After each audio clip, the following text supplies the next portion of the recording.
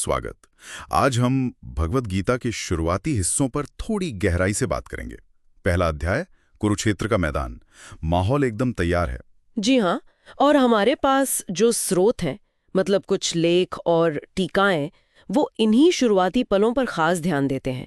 कर्म, कर्तव्य और वो जो अर्जुन के मन में उथल-पुथल मचती है। बिल्कुल। देखना यह है कि कैसे युद्ध शुरू होने से ठीक पहले ही जीवन को लेकर इतने बड़े इशारे मिल जाते हैं।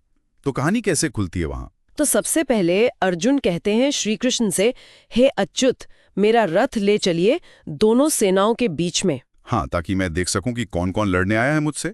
ये तो एक वॉरियर की तरह लगता है, रणनीति का हिस्सा। लगता तो वही है, पर बात यह है, और स्रोत भी यही कहते हैं, कि श्री कृष्ण वो कोई सवाल नहीं करते, कोई आपत्ति नहीं, बस चुपचाप रथ हाँक कर ठीक बीच में ले जाते हैं। अच्छा, कोई सवाल नहीं?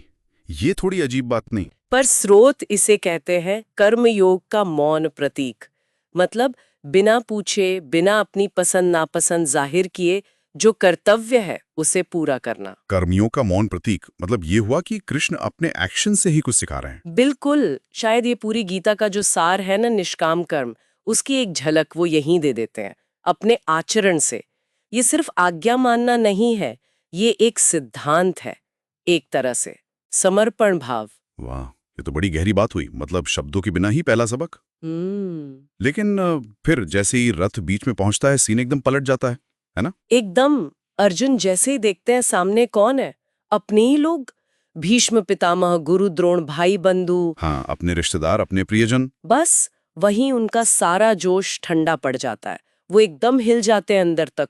मोह, दुख, शरीर कांपने लगता है, और वो अपना गांडीव, अपना धनुष नीचे रख देते हैं। और कहते हैं कि मैं नहीं लड़ूंगा। हाँ, कहते हैं, हे माधव, मैं युद्ध नहीं करूंगा, इनको मारकर जीने से तो पाप लगेगा। मतलब पूरी तरह से टूट जाते हैं वो। ये तो बहुत ही मानवीय, बहुत ही रियल लगता है।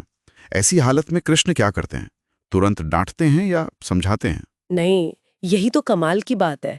कृष्ण तुरंत कोई लेक्चर नहीं देते, वो चुप रहते हैं, गंभीर। स्रोत इस चुप्पी को बहुत महत्व देते हैं। ये कोई आम खामोशी नहीं थी। तो इस चुप्पी का क्या मतलब निकाला जाता है? ये निष्क्रियता तो नहीं है? नहीं, बिल्कुल नहीं। स्रोत कहते हैं ये एक तरह का गहरा संवाद है, बिना शब्दों के। उनकी वो गंभीरता, शायद थोड़ी निराशा भरी नजर, वो अर्जुन को सोचने पे मजबूर करती है। सोचने पर? कि क्या? कि ये जो दुख है, ये जो मोह है परिवार का, कहीं ये उनके क्षत्रिय धर्म से, उनके कर्तव्य से भटका तो नहीं रहा। ये चुप्पी एक तरह से आईना दिखाती है कि तुम्हारी सोच में शायद कुछ गड़बड़ है। आत्ममंथन का एक स्पेस देती है। वाह, मतलब बिना कुछ कही इतना कुछ कहा दिया।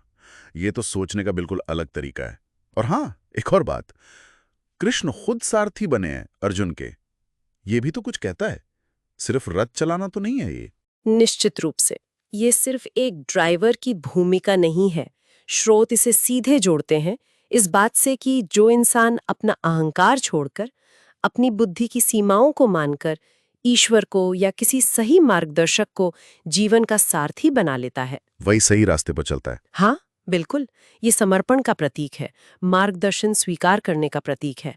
मतलब अपनी मैं को पीछे रखकर बड़े लक्ष्य या धर्म के लिए किसी ज्ञानी पर भरोसा करना। तो ये बात हुई कि अपनी इच्छाओं, अपने ईगो से ऊपर उठकर सही मार्गदर्शन और कर्तव्य को चुनना। हाँ, असल में यही स्रोत यही व्याख्या करते हैं।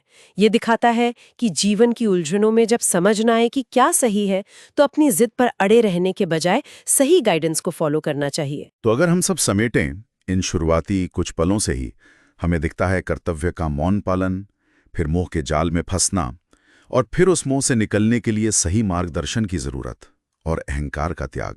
हाँ, कितनी सारी परतें हैं सिर्फ इसी छोटे से हिस्से में। बिल्कुल। और ये सब मिलकर एक सवाल जरूर खड़ा करता है, जो शायद आज भी उतना ही प्रासंगिक है। कौन सा सवाल? यही कि जब हमारी अपनी भावनाएं, हमारे लगाव, हमारे कर्तव्य या जिसे हम सही मानते हैं उसके रास्ते में आए, तो इंसान कैसे तय करे कि उसका असली धर्म क्या है? वो सही रास्ता कैसे चुने? इस टकराव से कैसे जूझे? ये वाकई एक गहरा सवाल है, सोचने लायक। हाँ, इसी विचार के साथ मुझे लगता आज की हमारी ये चर्चा यहीं पूरी होती है।